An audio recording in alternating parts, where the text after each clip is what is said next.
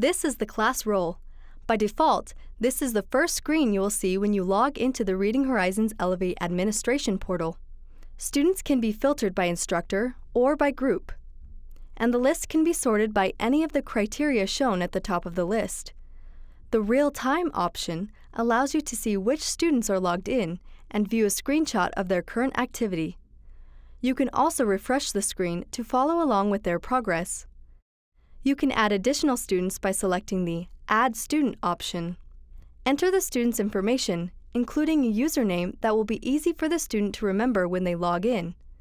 Next, you can immediately click Save to accept all of the default settings, or scroll down to modify the settings for that student. In the general settings, you can enable English for specific purposes, decoding selection, and color overlays, as well as allot a custom number of coins for the student.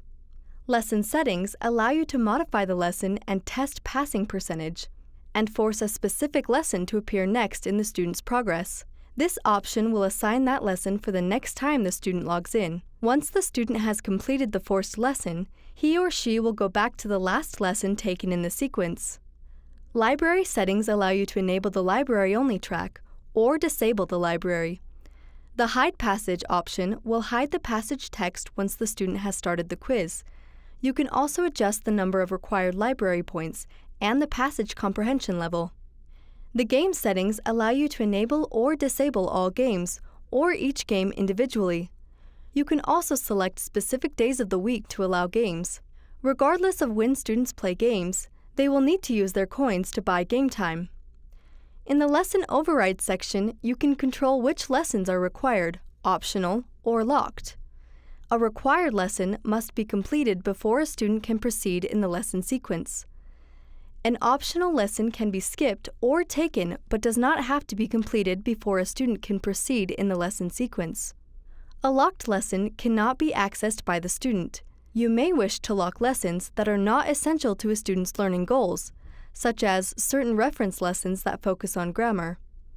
You can also set any specific lesson as the student's next assigned lesson. Unlike the forced lesson option, this option skips the student ahead to this point in the sequence and makes all previous lessons optional. Select the lesson or lessons you wish to modify, and then choose the option you want to apply. If one or more groups have already been created for the current site, a list of those groups will appear in the box on the right. To assign a student to a group, highlight the name of a group in the box on the right side of the screen, and click on the button with the left pointing arrow to move that group name to the left box. A student can be assigned to more than one group. When all settings are correct, click the Save button to save those settings. To edit student accounts, select a student or multiple students and click on the Edit Students option. Note that when editing multiple students, there are fewer options that can be edited. After you make changes to the student or students, click Save. To delete a student account, select a student or multiple students and click on the Delete Students option.